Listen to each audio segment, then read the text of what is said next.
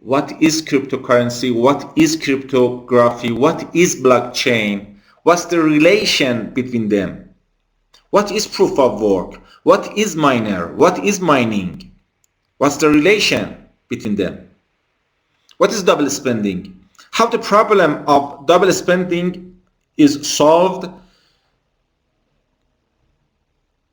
by cryptocurrencies. Okay, so in the first topic we just introduce some terms, some concepts without any detail. Okay, in the next chapters I will talk about details of them. For example, in chapter 2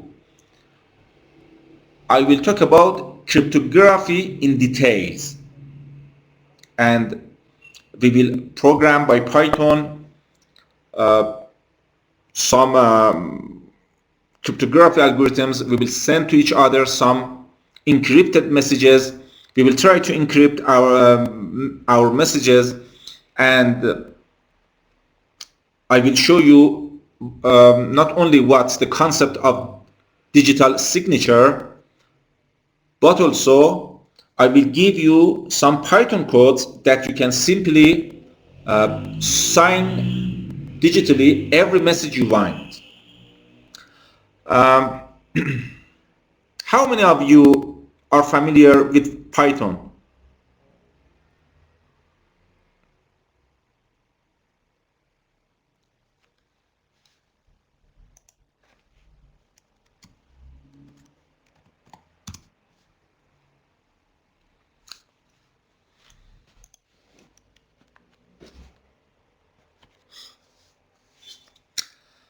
I know there is no picture, but for preventing the internet to be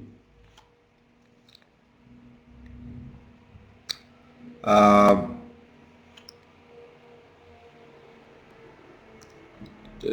have a good performance, I will off my webcam. Okay, I will share you the slides, don't worry. I asked the question, which one of you have ever wrote a simple program, even simple program in Python? Python programming language. Nobody?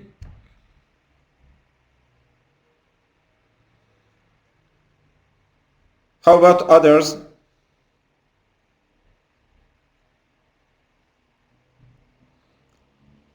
Do you have any experience? Very, very simple. Just, for example, hello world short program with Python. No others? Okay. Don't worry, it's not difficult. At least we don't need to write complex programs. In fact, we will use some previously written codes, okay? Some previously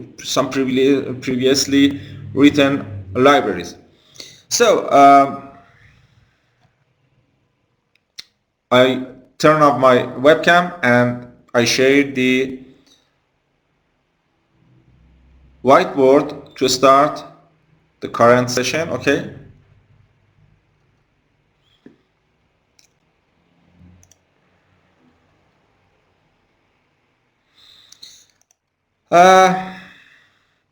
Let's have a review on the previous concepts from the last session yesterday. Yesterday, I told you that in our real life, what's a transaction? There is a bank and bankers, and if Alice wants to send some money to Bob, in fact, if Alice wants to create the transactions, Alice have to use the bank as a third party, okay? We all we all are using banks for transferring money in your country, in my country, all around the world. Okay? Using different applications, and we can directly go to the banks or using applications. However, there is a third party here, there is an intermediary called bank and bankers. If you remember, yesterday I talked about 2008, in which there was a bank crisis and many banks were bankrupted. So, do we trust to banks and bankers? Do we trust to banks and bankers for transferring our money? In 2008, because of the bankruptcies and bank crisis, okay, there was a doubt, and in 2008, Satoshi Nakamoto came in and published a white paper. Okay? He introduced a cryptocurrency called Bitcoin. Bitcoin eliminated this third party, so Alice now can send money directly to Bob. In fact, using Bitcoin or any other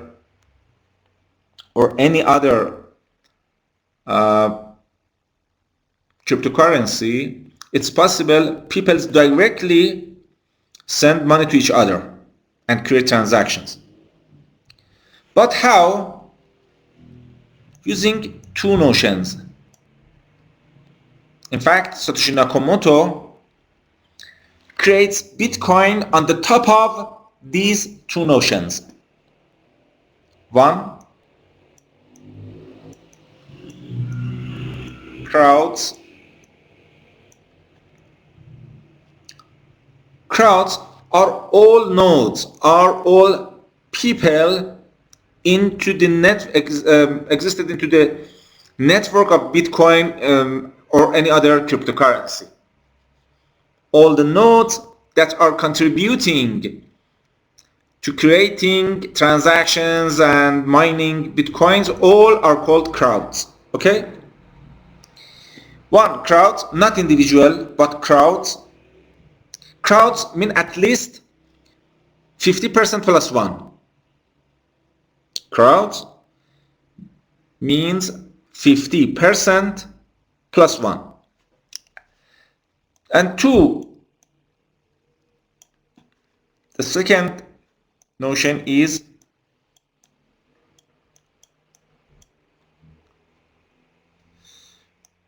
cryptography.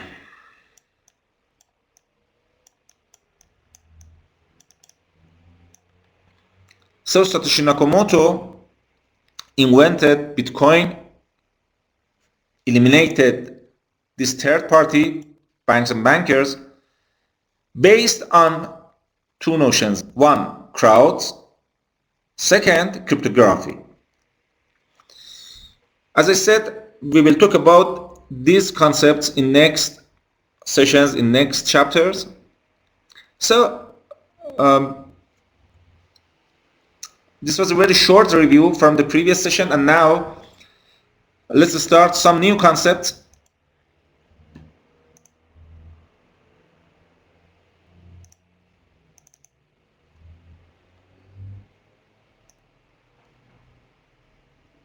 Okay. Who is this? This is Luca Pacioli. Who is Luca Pacioli?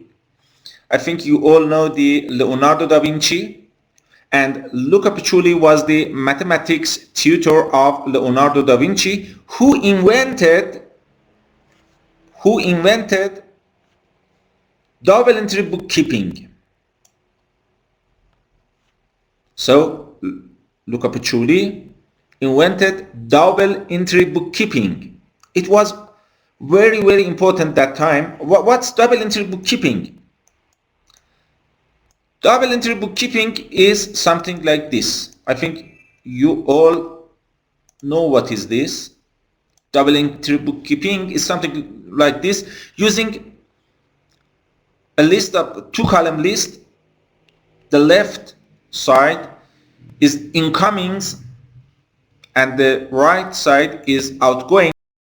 There's a balance, and these balances at the end must be equal.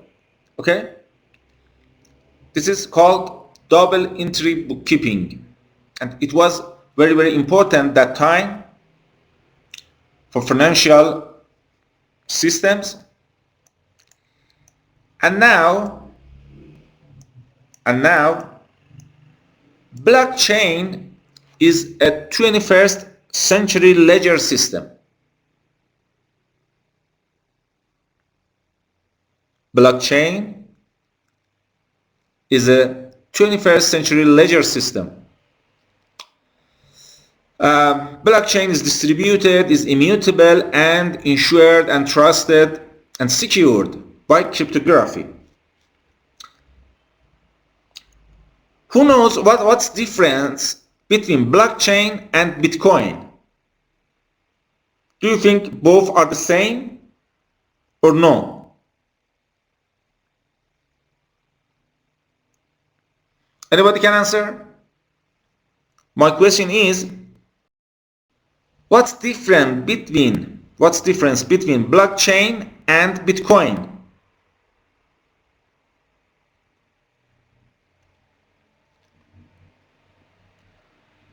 Yeah, Bitcoin using blockchain. Completely right. In fact, not only Bitcoin, but also all other cryptocurrencies like Ethereum are built upon of blockchain. Okay?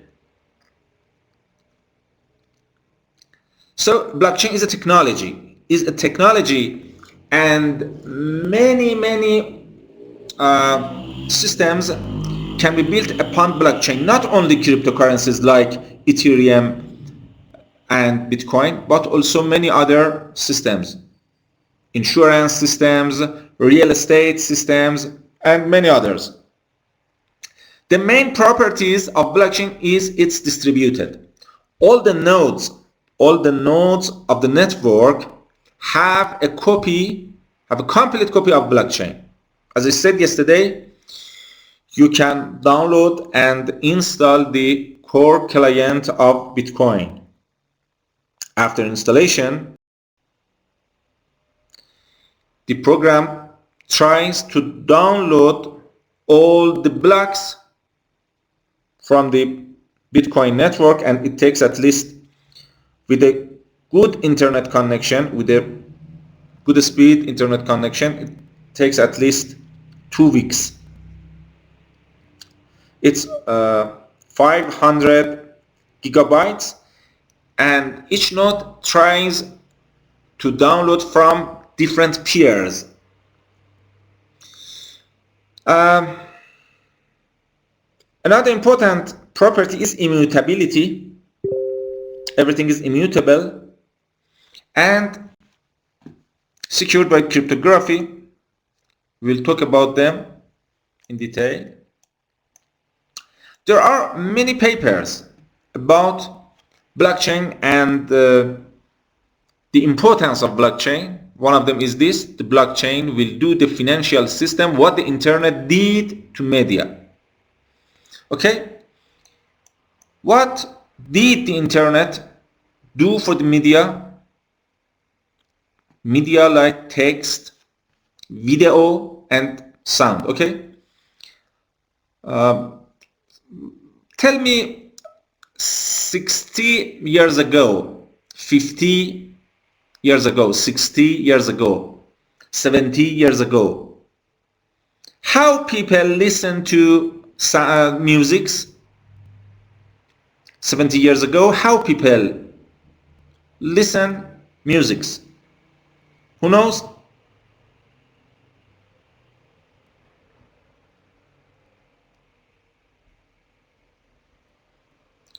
Do you know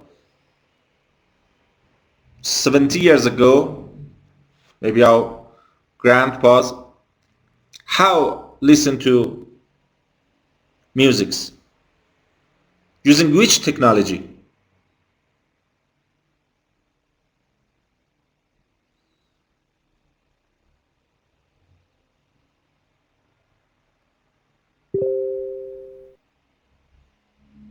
Player? What was the name of the player? Tell me, for example, 70, 80 years. CD?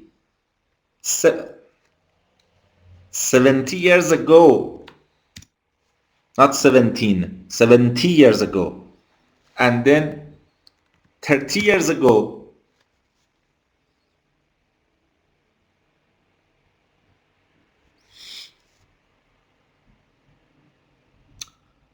No, before radio. It's gramophone. I don't know. Do you know what's gramophone? If you don't know, oh, search it through the Google. Search it through the Google. You will find what's gramophone. After gramophone, tapes.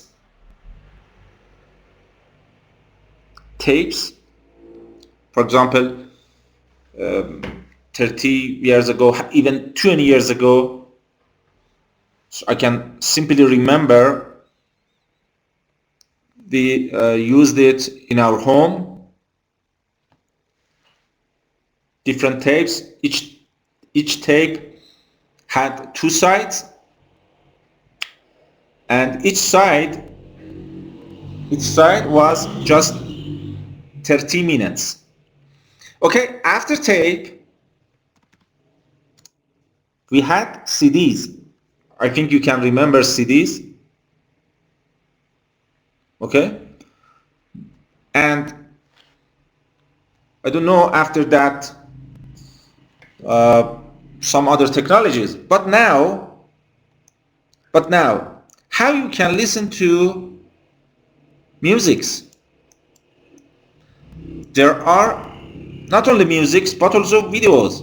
There are many approaches. Spotify is one of the most famous. Yeah, online. Not only sounds but also videos. Netflix, YouTube. And the internet changed the road. Compare, I don't know if you don't know what's gramophone, at least I think you know what's tape. Okay? Compare using tape not only for listening sound but also for videos. Compare how it was hard to find your interested music by tapes, and now using internet, just in 5 at most 10 seconds you can simply find your favorite videos or music and listen to that. Okay, so this is the role of the internet for media. Okay, and now blockchain plays the same role for financial systems. It's the millennium of 21st century.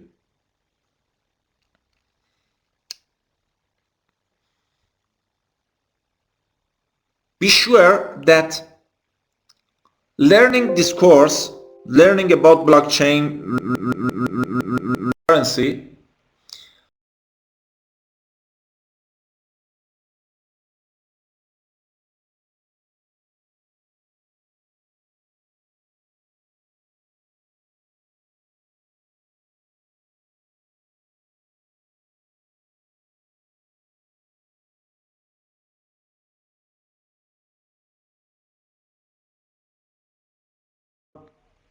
a very new concept.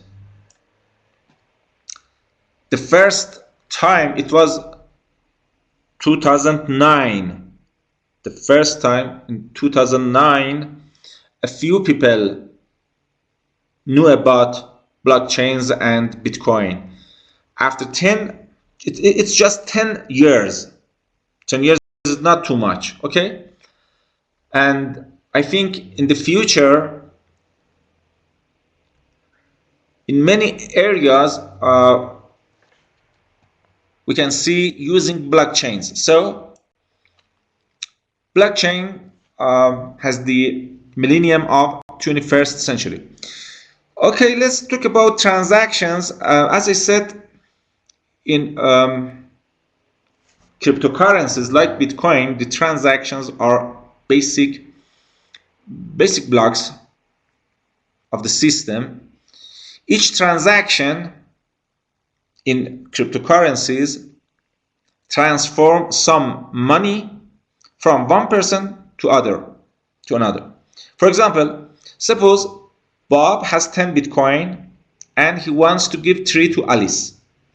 As I said yesterday, in real life, we all have some accounts in banks and our accounts have a balance. Okay? As I said yesterday, Ethereum is something similar to real life. Each wallet address in Ethereum has a balance, but in Bitcoin it's different. In fact, in Bitcoin, transactions are based on double entry bookkeeping. In 2 or 3 slides before, I told you what is double entry bookkeeping. Okay, so in the left side we have the incoming transactions, and in the right side we have the outgoing transactions. And when you want to spend, you must spend one of the incoming transactions. For example, Bob should create a transaction something like this. I, Bob, give Alice 3 Bitcoins and Bob 7 Bitcoins. Why? Because in this example, we have supposed that Bob has one incoming transaction with this ID 78329369269, and this ID is unique. Okay, Bob, by this transaction, earned 10 Bitcoins and now he wants to spend it. So creates a transaction and says that he wants to spend 3 Bitcoins. So he must say the system, he must say the blockchain, what about the remainder, the remaining 7 Bitcoins? He says 7 Bitcoins should transfer to himself. Okay, so reads it. I, Bob, give Alice 3 Bitcoins and Bob 7 Bitcoins. These Bitcoins come from the transaction with the ID blah blah blah. Okay, and Bob broadcast this transaction to the network. Other nodes receive the transaction. At first they check that is really Bob is the owner of this amount of Bitcoins. How? I will talk about the details in next chapters. Anyway, all other nodes can check everything of a transaction. If everything was okay and if the transaction was verified, then miners put this transaction inside the block and put the block inside the blockchain. Okay, what is block? As I said yesterday, blocks are a list of transactions. Each block contains some transactions. For Bitcoin, it's roughly 200 transactions. And now, what's blockchain? Blockchain is a sequence of blocks. the blockchain from the creation of the first coin to the latest transactions. In fact, all the transactions from the first day of the invention of a cryptocurrency till now are kept inside the blocks. For example, you can go through the Bitcoin Explorer. Yesterday I showed you I think Ethereum Explorer. You can search through the Google Bitcoin Explorer. Okay, in the Bitcoin Explorer you can find the first block, the second block. You can open those blocks and you can see the transaction inside them. So all the transactions from the first time that the blockchain was created are stored and were stored inside the blocks. And how these chains creates, each newly created block points to its previous block. How? Using hash functions, using cryptographic hash functions. Later in next chapter, not only I will talk about this process in details, but also I will give you the Python codes by which you can create such a chain. It's very, very easy. One of the properties for the blockchain was immutability. What's immutability? Immutability means that nobody can change anything inside the blocks. Nobody can change the blocks. Nobody can remove any transactions. Nobody can add a transaction inside the previous blocks. Nobody can change amount of a previously stored transaction. Nobody can eliminate a block. Nobody can change a block. Okay? How? All these are based on hash functions, and I will talk about them in the next chapter.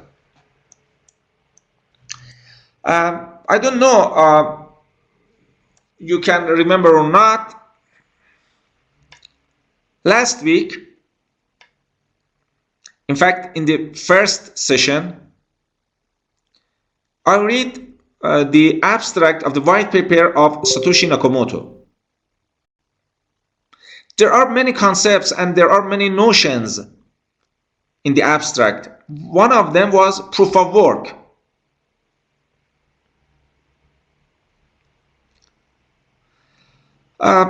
Later, we will discuss in details about proof of work, but for now, just a general comment.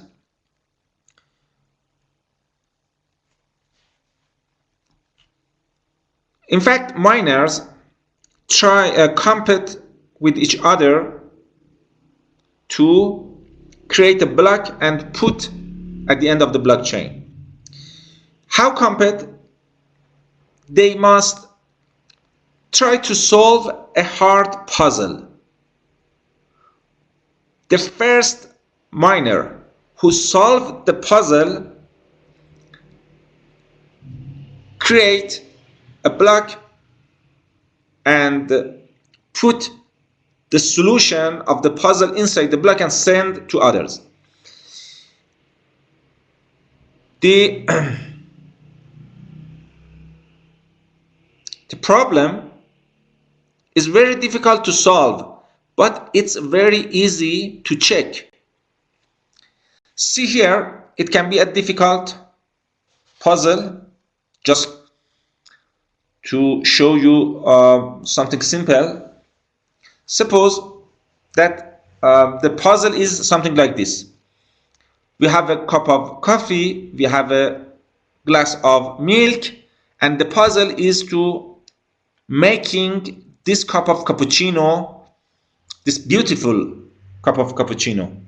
Okay, I don't know how one can make this cup of cappuccino, but if someone claimed that, okay, I make the cup of cappuccino simply by a look, we can see it's true or not.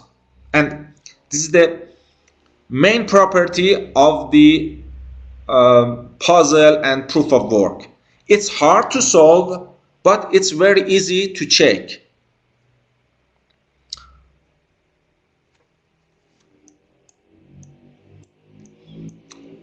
In fact, in Bitcoin or any other cryptocurrency, the puzzle is finding something with a small hash. What is hash? I sent you some video about hashing, and in the next topic I will talk in detail about cryptographical hash functions like SHA-1, like SHA-256, and I think there are 4 or 5 famous cryptographical hash functions that are used in this course. So using hashing, you should solve a problem. You should find a hash number with certain property. It should be less than a number which is called difficulty, and difficulty is adjusted in a way that, for example, in Bitcoin, each 10 minutes in average, each 10 minutes, miners can solve the puzzle and miners can add a block to the blockchain. For Ethereum, it's 2 minutes. Okay? Don't worry, I will talk about this concept in detail, as I said in the first lecture. The first chapter is about introducing you some general concepts: transactions, blocks, blockchain, I don't know, proof of work, cryptography, digital signature. Okay, and I'm trying to make many questions in your mind about what's blockchain, what's really proof of work, what's the puzzle which miners try to solve. And in the next lectures, I will try to answer your questions in detail. It's a pool of miners. As you know, we need lots of electricity for mining. We need some special instruments for mining, and they are very expensive. The nodes who tries to solve the puzzle and add a block at the end of the blockchain is called miners, and the process is called mining. By solving this hard problem, miners try to stop double spending. What was the double spending? Double spending means spending some money 2 times at least. For real cash, it's not possible, but for electronic cash, it's a serious problem. And in cryptocurrencies, double spending is prevented by mining process, and it's invented by Satoshi Nakamoto.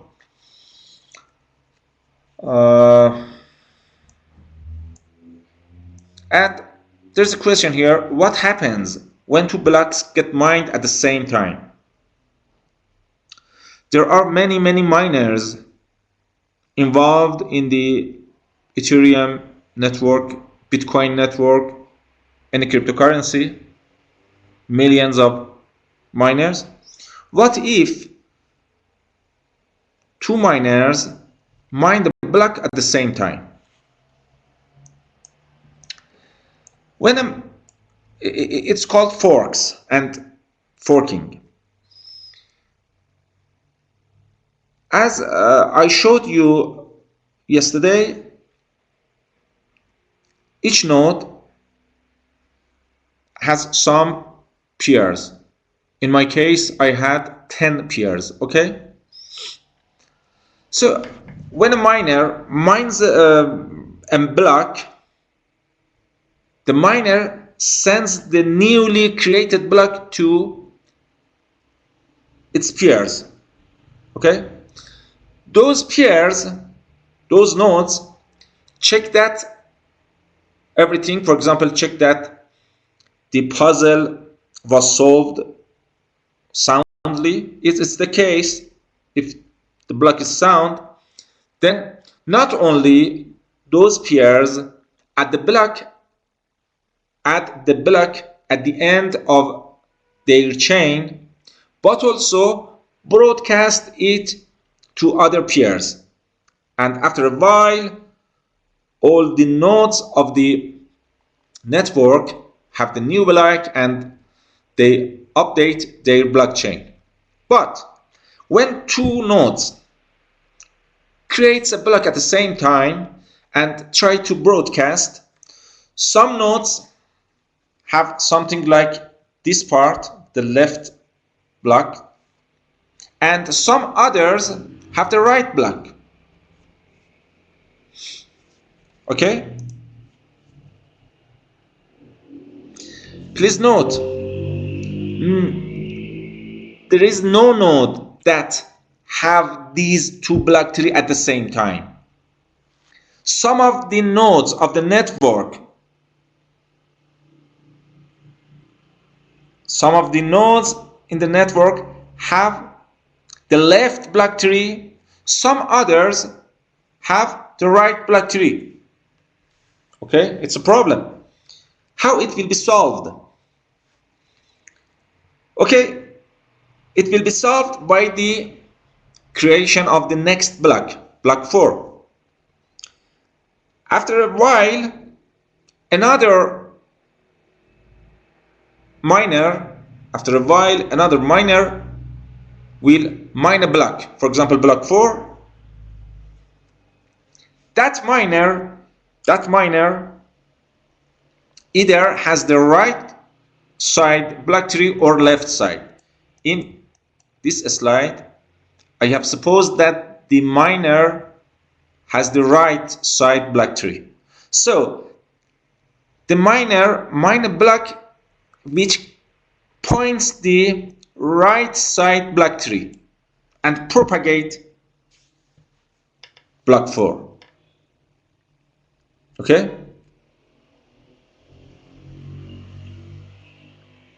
So when other nodes receive the block 4, check that.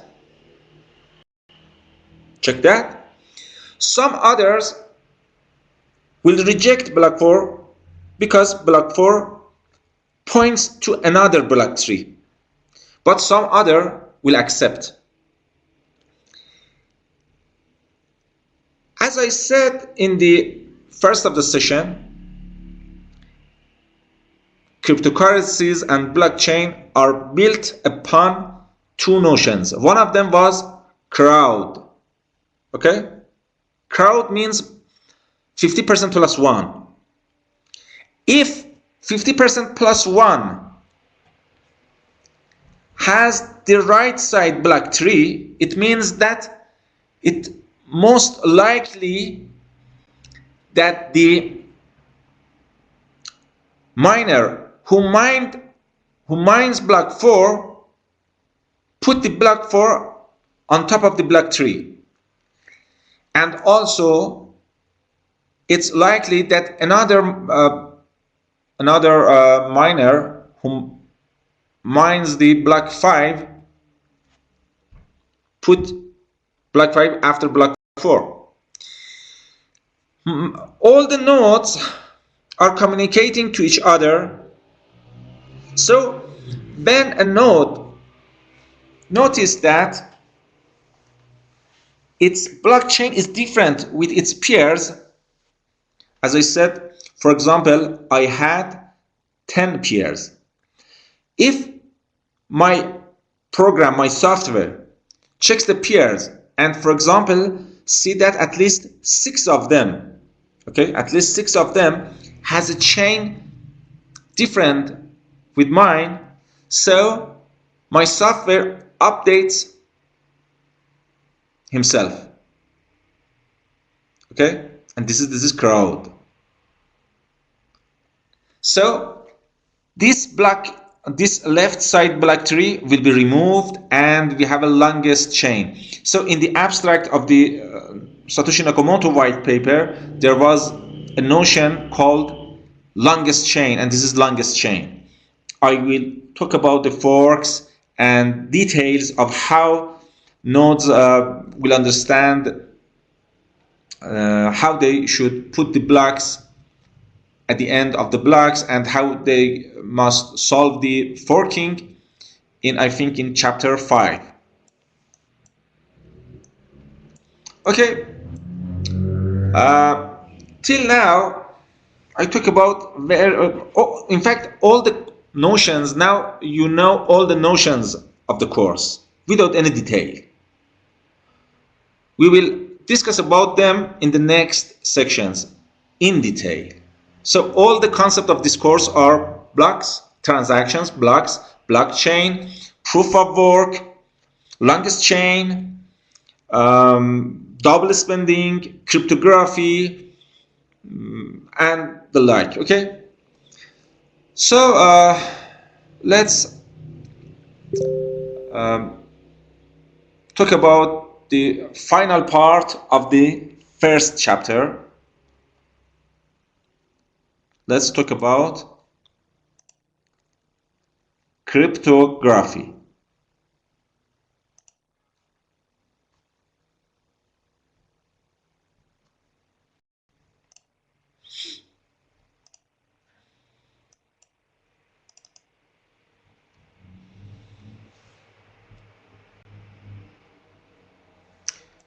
Okay, as I said, again, Satoshi Nakamoto created the blockchain on top of two notions, crowds and cryptography. What's cryptography? Cryptography consists of two parts, crypt and graphy. Crypt means hidden and graphy means writing, so hidden writing. What's the history of cryptography? History of cryptography returns to about Stone Age and War, back to Caesar. Okay? Many years ago.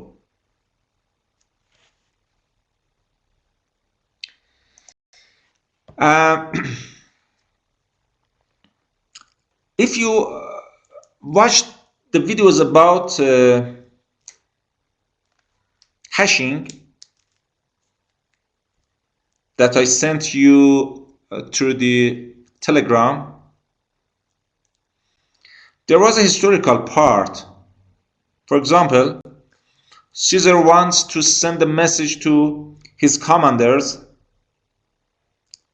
To do so, he used a very simple cryptography hash function.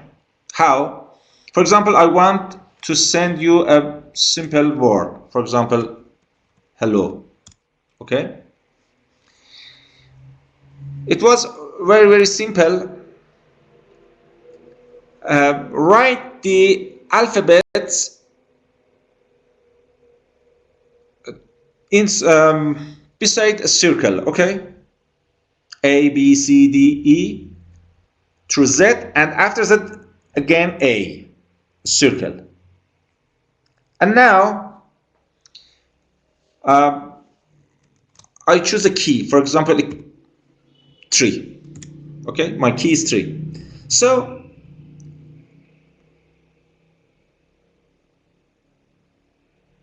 no converting a string to another string. The first character of my word hello was H. Okay, find 3 character after H. H, I, J, K. So it's K. Hello, the first character is H, the second one is E. And now find 3 character after E. E, F, G, H. So it's H.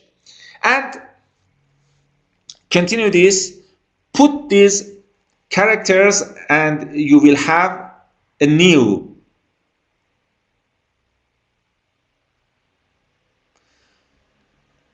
No, as I said, converting a string to another string. For example, I don't know, hello will be something like this. Hello, K, E, F, G, H, M, N, O, P, Q, R. Ciphertext is in fact encrypted text. Okay, hello will be converted to KHOOR if our key is 3. Okay, so the commander had the key when they received the ciphertext, the encrypted message.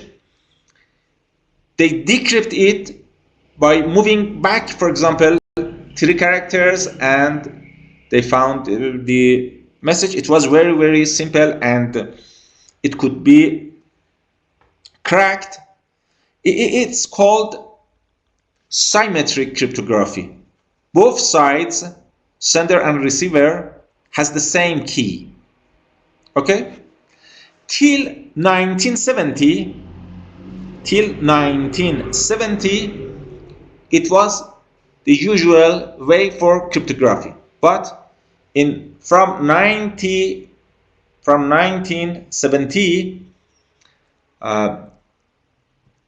Diffie and Hellman invented a new approach called asymmetric cryptography. And till now, people are using these approaches. Suppose that Alice once sent a message to Bob, and Alice and Bob want nobody see the message.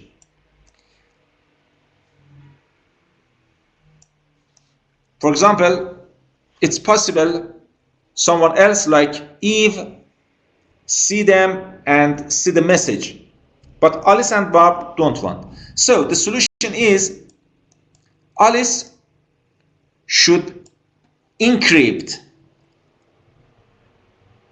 his plain text and creates a ciphertext. The encrypted message is called ciphertext. Okay?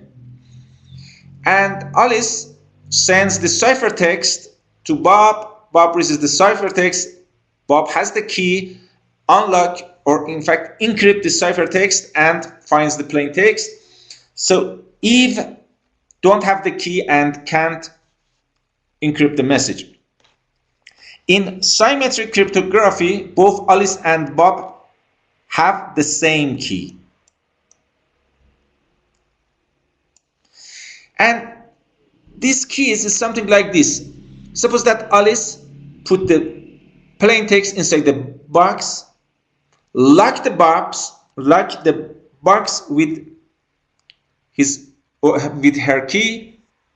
Bob also has another key. Alice sends the box, so Eve can't see what's inside the box. When Bob received the box, unlocked the box using his key, and this is called cryptography based on the keys. Okay, there are two approaches, as I said, symmetric encryption and asymmetric encryption. In symmetric encryption, both sender and receiver have the same key. This was true for all codes until 1970. But after 1970, we have asymmetric encryption, in which everybody, Alice, Bob, has two different keys. Everybody, Alice, Bob, me, you, everybody has two different keys. One is called private key or secret key, and the other is called public key. Everybody knows the public key of other people, but the secret key or the private key is known only by one person. It's something like our emails. Okay, for example, my email address is, one of my email addresses is this. Okay, you all can know this. If one of you sends an email to me, it's just me that can open the email and read it. Why? Because I have my password, I have my password. So my password is the private key and my email address is the public key. It's something like this. Okay? So in asymmetric encryption, everybody has its own public and private keys. Everybody knows the public keys, but the private key is secret, and just the owner knows his or her private key. So as I said, Alice has two keys, Bob has two keys, everybody has two keys, a public key, a private key, which is called secret key. The public key is easy to use, everybody knows the public key, but the private key is very hard, only the owner can use it. Everybody can use Alice's public key, but only Alice can use her private one. Okay? Now, Alice wants to send a message to Bob using asymmetric encryption. The solution is very simple. Alice must encrypt the message with Bob's public key. When Alice encrypts the message by Bob's public key, it means that the message is locked by the Bob's public key. Who can unlock the message? The person who has the private key associated with the public key. And who is this? This is Bob, only Bob. And this is the symmetric encryption.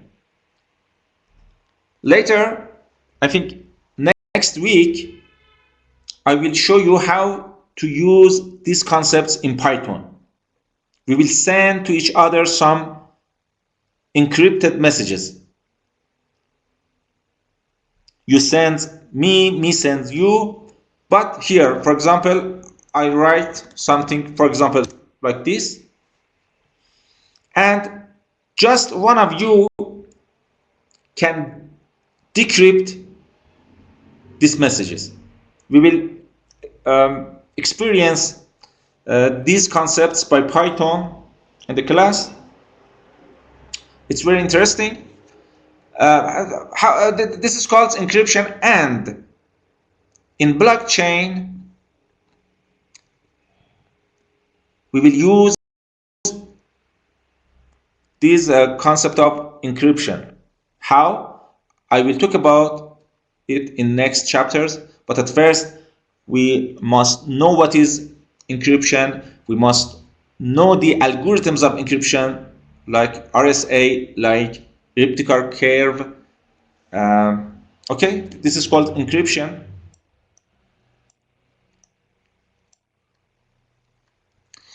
Another thing, Alice wants to send a message that everybody knows what was written by Alice. For example, this is my message.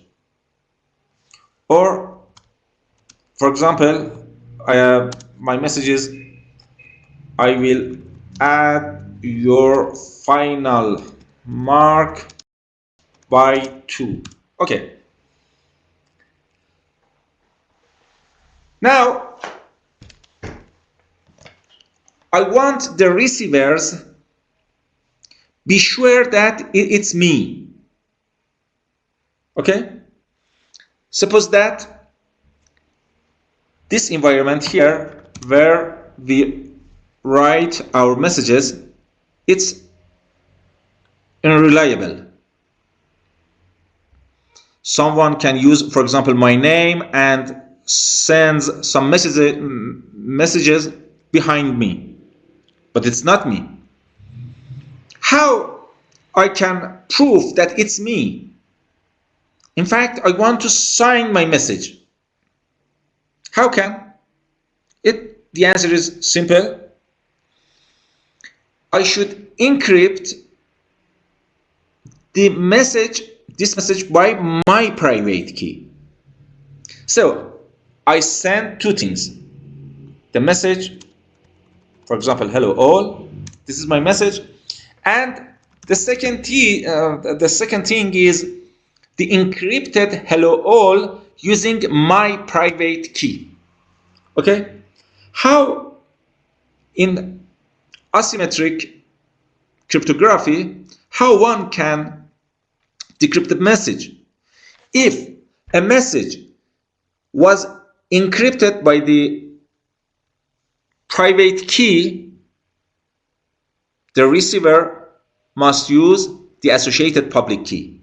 So if my message is hello all and I send it to all of you, and also if I send the encrypted hello all and I encrypted it with my private key, you all have my public key, so all you can decrypt it. If you all decrypt the message and the encrypted message is hello all, it means that okay, everything is okay. Hello all is mine, and in fact this encrypted message SSD, SDS, blah blah, is my digital signature. This is called digital signature. This is a proof that it's me. So what's the application of the digital signature in the blockchain? Okay, the application is something like this. If I want to create a transaction, if I want to send 1 Bitcoin to another person, I should sign the transaction by my private key. It proves that it's me, not other one. Okay? Again, later I will talk more about digital signatures. I will write some simple programs to create digital signatures. In real life, we have some signatures like this, for example. Okay, somebody like this. So if this is my signature, every time I must use this. For example, if I want to sign a check, every time I should sign by this signature. Otherwise, the banker will reject my check. But digital signature each time is different, and it's very interesting. If my messages hello, the signature is encrypted of hello using my private key. But if the message is bye, now the signature is encrypted of bye again by my private key, which is something different. So please note that digital signature is every time is a different thing, and this is all about the main concepts: asymmetric cryptography, symmetric cryptography, digital signature, all the things that you will know about in the course. So the first chapter was finished. It was an introduction. As I said, the first chapter was finished. It was an introduction, and in next chapter we will go through the details. For example, in next chapter, next week, I will talk about cryptographical hash functions, different parts. Not only I will talk about the details in theory, but also I will show you the associated commands in Python, how to create a signature, how to create a private key. We all must have a private and public key, and we all will have some experience, and we do some exercises with these concepts. So from next week we will have some projects, short projects, but many projects. Each week we have a short project, and you should deliver the project in next week. Short projects, but 1 week you have time to do the project. Okay. This was our today's session. If you have any question, you can ask. Other topics will be covered next week's. No question?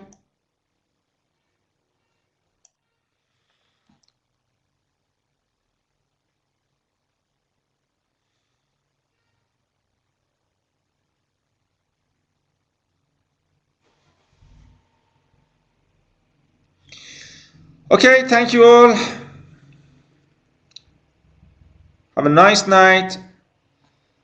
See you next week. Bye.